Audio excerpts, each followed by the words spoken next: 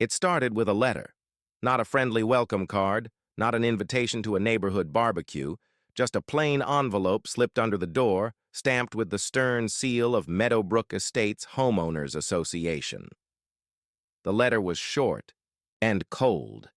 Your vehicle is in violation of community standards. Remove it immediately or face fines.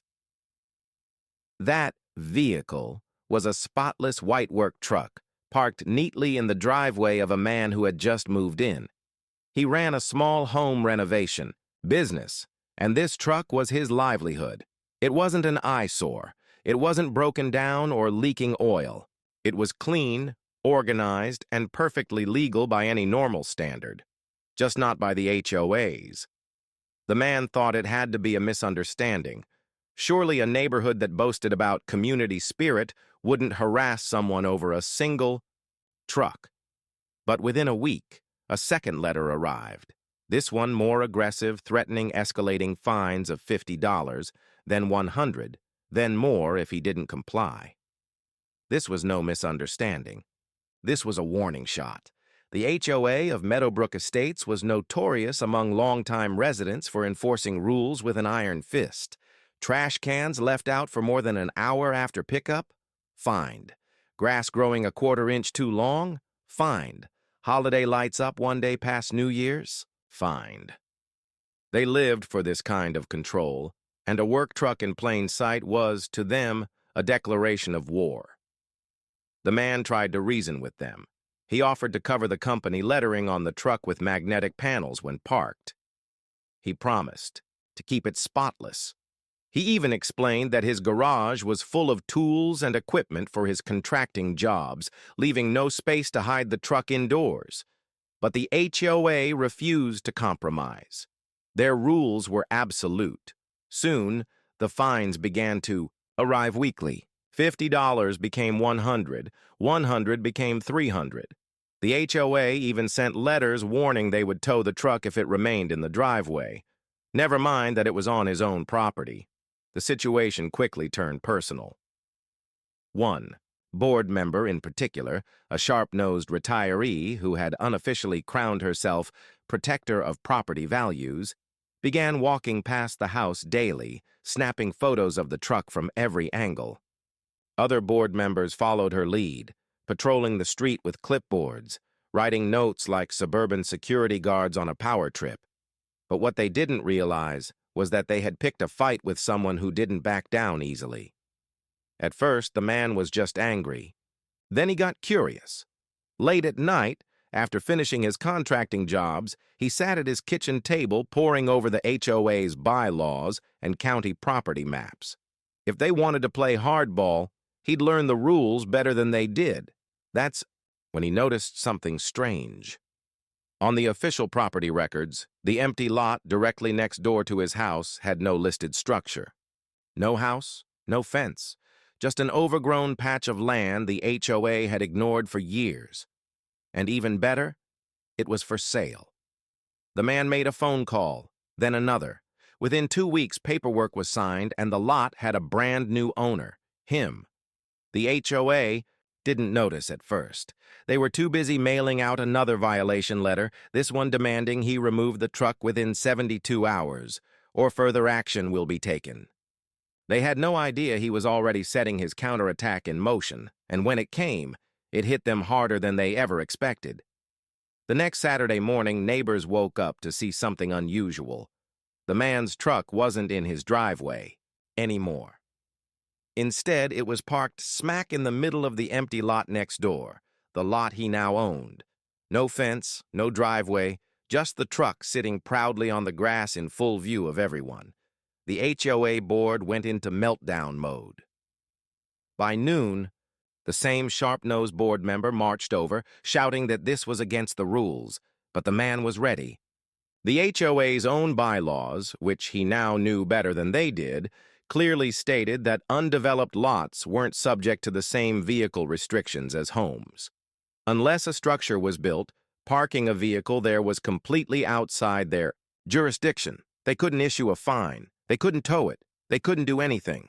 The neighborhood buzzed with gossip. Some residents quietly admired the man's defiance, whispering that someone finally stood up to the HOA. Others were horrified, worried that this open challenge would bring chaos to their perfect community. But the HOA board members, they were furious. Their power, their precious control over every mailbox and flower bed, had been humiliated in public. The man didn't stop there.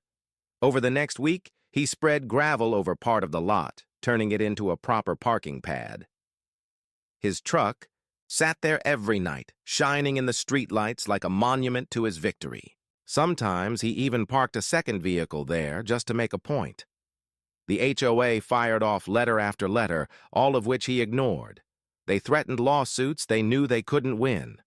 They called emergency meetings to discuss the truck crisis, as if a single work vehicle spelled doom for Meadowbrook Estates. But the man wasn't finished. This wasn't just about parking anymore. It was about principle, about showing the HOA that they couldn't bully him, that their petty crusade had limits. Late one evening, under the quiet hum of his kitchen light, the man sketched out his next move. Buying the lot and parking the truck was just the opening shot.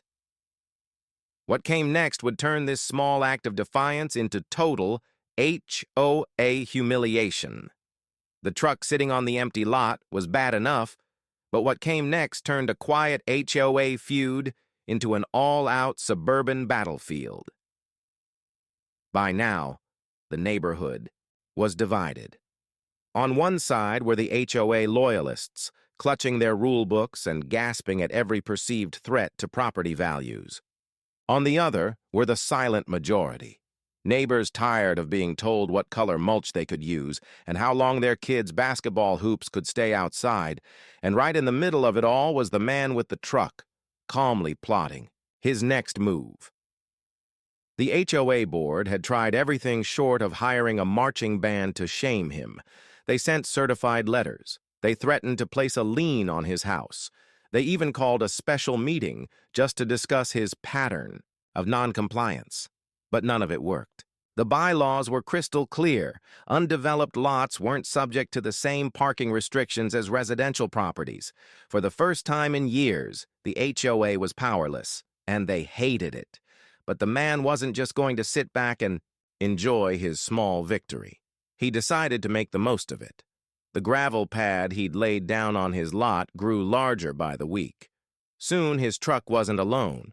His trailer appeared next, then an extra company van. Every vehicle was spotless, parked neatly and completely untouchable by the HOA. Neighbors began to notice something else. The man wasn't being disruptive. His lot wasn't messy or overgrown.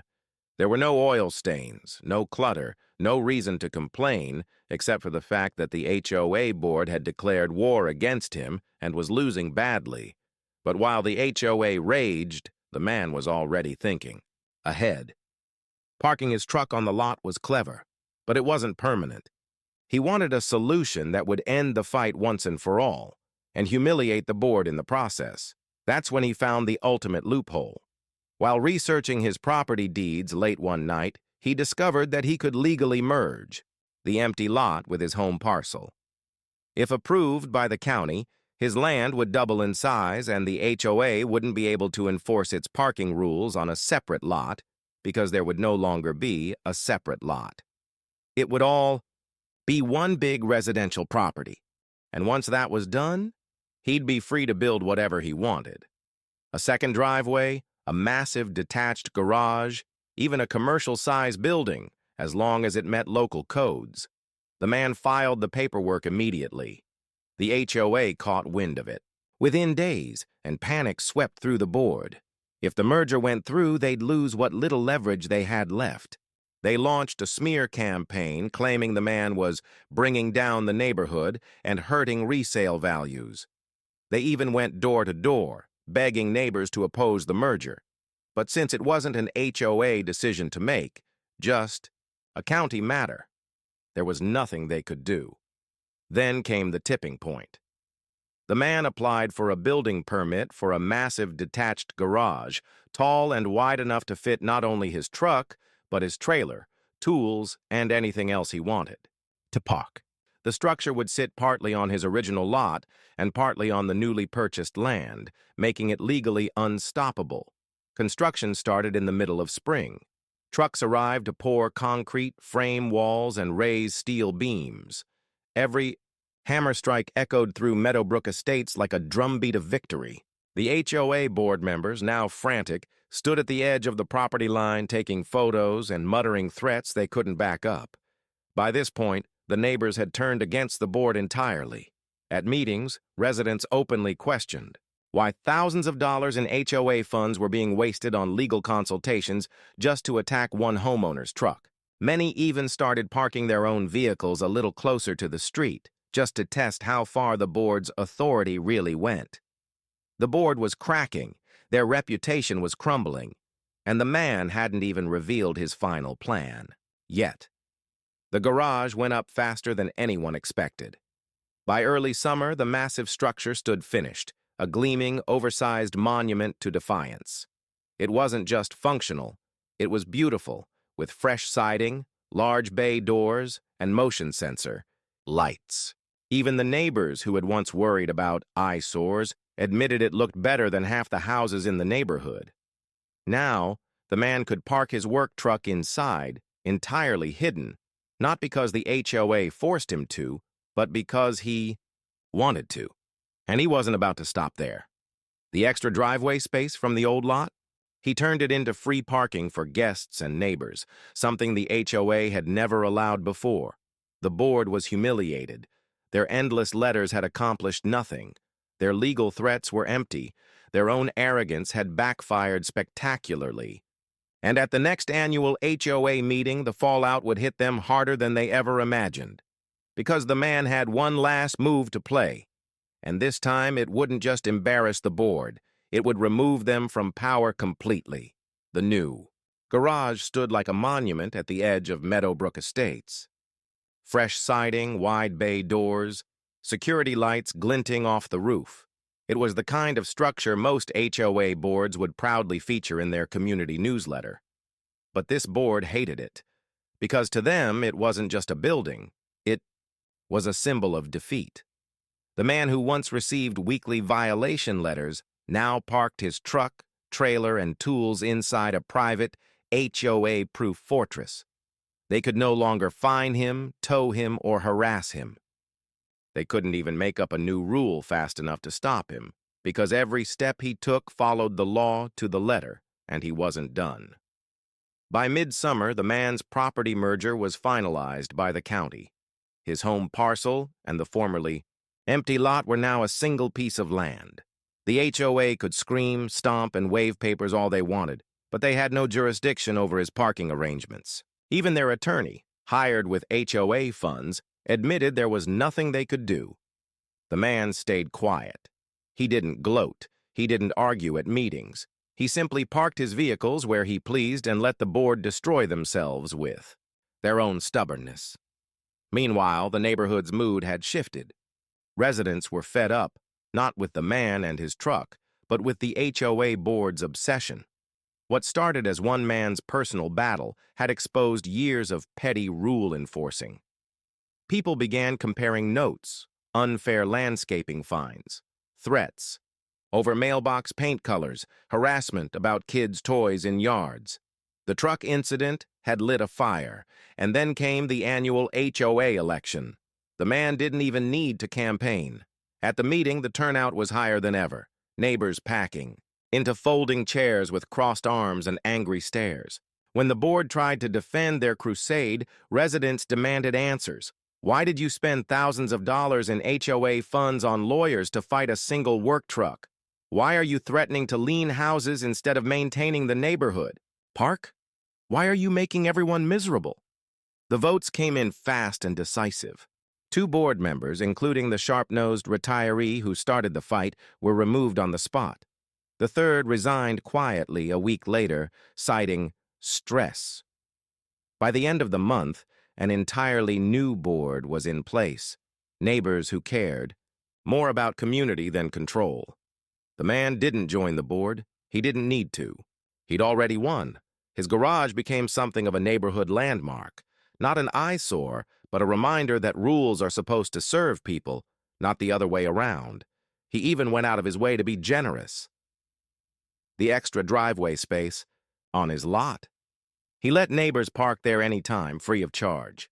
When a neighbor's car broke down, he stored it safely in his garage until the repairs were done.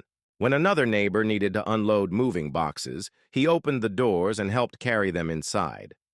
Ironically, the same truck the HOA once called a nuisance ended up helping improve the neighborhood. People saw that he wasn't a rebel, trying to ruin anything. He was just a homeowner who refused to be bullied. As for the old board members, they vanished from community life.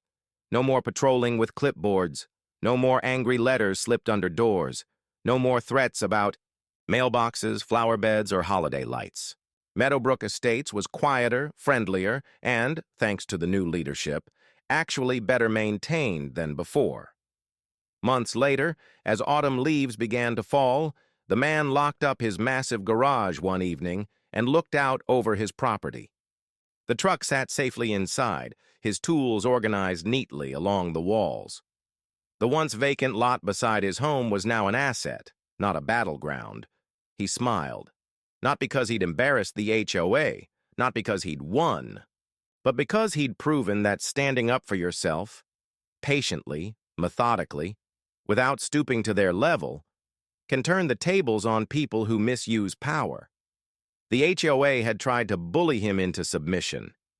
Instead, they were the ones forced to back down, replaced by neighbors who actually understood the meaning of community. And the man? He got exactly what he wanted. Peace, parking for his truck, and a permanent reminder that no one, not even a power-hungry HOA, could tell him how to live on his own property. The truck never left Meadowbrook Estates, but the tyranny did.